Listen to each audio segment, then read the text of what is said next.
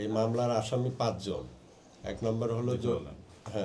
নম্বর হলো জয়িতা সেন রিম্পি, 2 নম্বর মোস্তফা আল মাহমুদ, 3 নম্বর আবির কল্যাণ আবিদিন, 4 নম্বর মোহাম্মদ শাহ আলম সিরাজ, 5 নম্বর রাকিবুজ্জামান মাসুদ।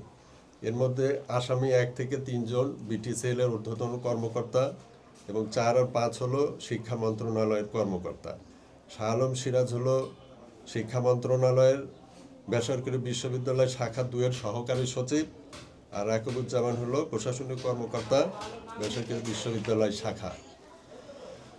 আমার মূল সমস্যা হলো আমাদের যে ইউনিভার্সিটির যে 2টা ডোমেন, এই ডোমেন 2টা অন্যায়ভাবে বিটিসিএল এর এই 3 কর্মকর্তা এবং শিক্ষা মন্ত্রণালয়ের 2 কর্মকর্তার ষড়যন্ত্রের ফসল। এরা ষড়যন্ত্র করে আমার ডোমেন 2টা বন্ধ করে দেয়। এই ডোমেন 2টা ইউনিভার্সিটির নামে বরাদ্দ করা, ইউনিভার্সিটি কিছুদিন আগেও রিনিউ করার জন্য সরকারকে টাকা পয়সা জমা দিয়ে তারা ডোমেনটা চালাচ্ছে। এই ডোমেন 2টা বন্ধ করার পিছনে তৃতীয় একটা পক্ষের কারসাজি আছে। তারা চায় আমাদের ইউনিভার্সিটিটাকে দখল করতে। এই দখল করার জন্যই তারা মূলত সরকারি এই কর্মকর্তাদেরকে নানানভাবে প্ররোচিত করে আমাদের বিরুদ্ধে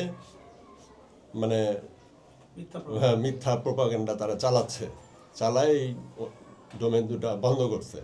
তো এই ডোমেন 2টা বন্ধ করার কারণে আমরা আদালতে মামলা করছি। আদালত মামলা গ্রহণ করেছে। গ্রহণ করে এটা সিআইডিকে তদন্তের জন্য পাঠাইছেন এবং এটা আইনের ধারা ছিল দণ্ডবিধির 166, 167, 355, 409 ও 506 ধারা। এই ধারায় মামলা আদালত মঞ্জুর করেছেন এবং এটা তদন্তের জন্য সিআইডিকে দায়িত্ব দিয়েছেন। এর আগে এটার সঙ্গে একটা ছোট্ট জিনিস, ওগুলো আর লাগবে না, মোটামুটি আমাদের হয়ে গেছে।